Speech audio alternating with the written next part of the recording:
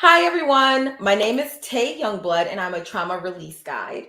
I help sexual trauma survivors reconnect and love themselves more deeply on a mental, emotional, physical, and spiritual level so that they can create healthy relationships, feel safe in their bodies, and set healthy boundaries. Today, I'm coming to you speaking about why building boundaries is very important. Now, within this same thing, I'm going to talk about how boundaries and rules are different. And we're going to talk about why some people actually throw them out the window. All right. So, the first thing that we're going to talk about is why creating boundaries are important. And the reason that creating boundaries are so important is because it's a form of self care and a form of self protection. When we build boundaries, we are basically telling other people what we personally do not want to do, engage in, or have done to us. And when someone breaks or crosses that boundary, we personally feel like we've been disrespected or that they weren't listening to us. Okay. And as a form of self care, one thing that you have to realize is as you go through your days and you grow and you learn more about yourself and the world around you, your boundaries can be updated and oftentimes they will change. They will change with age, they will change with environment, they may even change with people. Okay. So, why don't we go ahead and understand the difference between a boundary and a rule? All right. So, first, a boundary is something that is used and made to protect ourselves and our mental space. So, a boundary can be emotional, it can be physical, sexual, it can be time related, or it can even be material related. Okay. The boundaries that we make are actually used to control ourselves. So, they're made to control our actions, our decision making, things like that. All right. Now, an example of a boundary is I actually know someone whose boundary is that they don't like to be physically touched by other people. Now, this is a very strong, hard boundary for them. And the funny thing is that there are actually exceptions to this boundary. And I know that sounds really strange, but sometimes there are exceptions to the boundary. All right. Now, for her, the exception for her physical touch boundary is her children can physically touch her. They can crawl all over her, hug her, kiss all over her, all of that. And the person that she's romantically involved in has a little bit more of an exception of physical touch. So they are allowed to hug her and kiss her.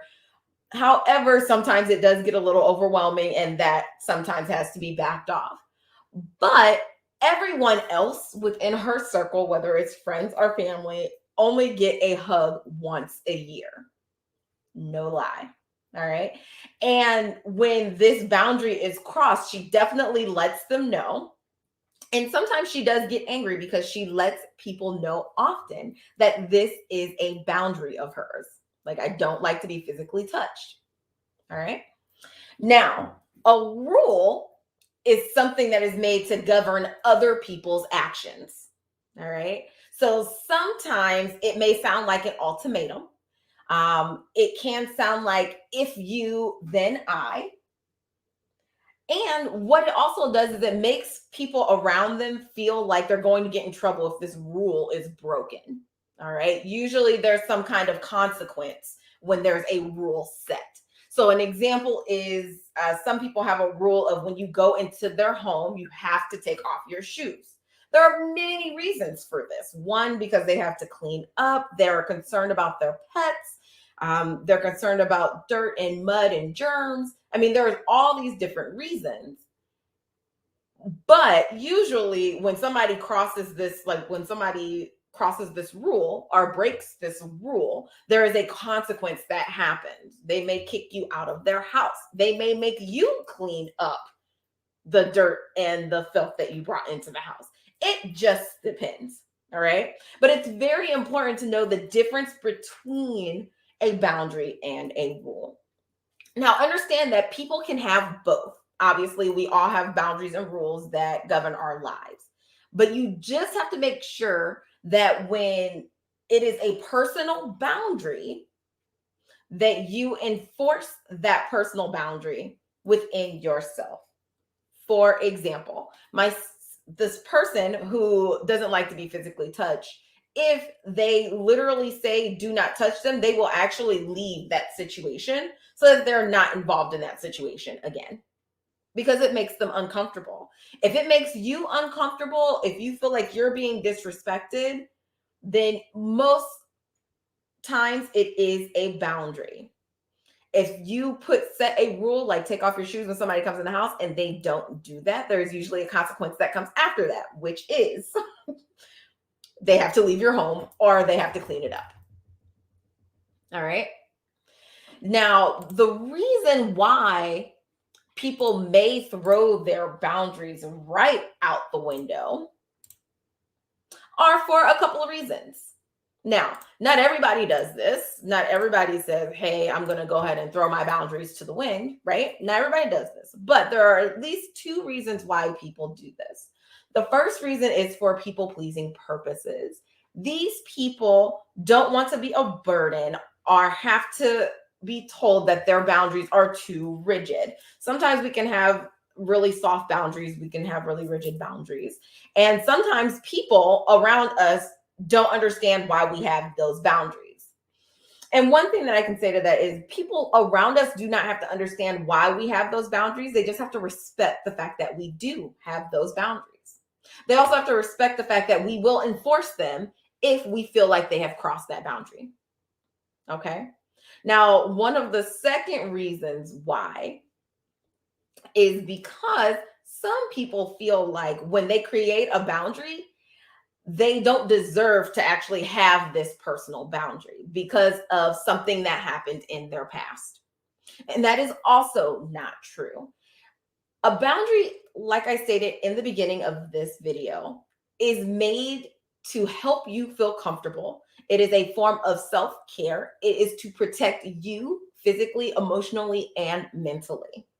All right. So when people are talking about their boundaries and are enforcing their boundaries, it's really important that the people around them keep them, or at least keep them in mind when they're interacting with them. Okay. Now, when I first started this video, I talked about the woman in my community who said that their boundaries are the boundaries that they have set are leaving them single. And to you, I want to say congratulations. One, you are holding firm to your boundaries and you're not letting people cross them. And two, you have created a boundary that the people who are going to disrespect you regarding this boundary are going to leave because they understand that they can't do that to you anymore. So, right in those two situations, you have literally created a boundary that keeps you safe and that keeps your mental space safe. So congratulations. All right. Now, if you found help or use in understanding what building boundaries are and why it's important and the difference between a boundary and a rule, then I actually want to invite you to join my free boundary building challenge. All right. What this is, it's a 4-day challenge where I personally go through different steps and methods to not only creating your boundaries, but also maintaining them and enforcing them.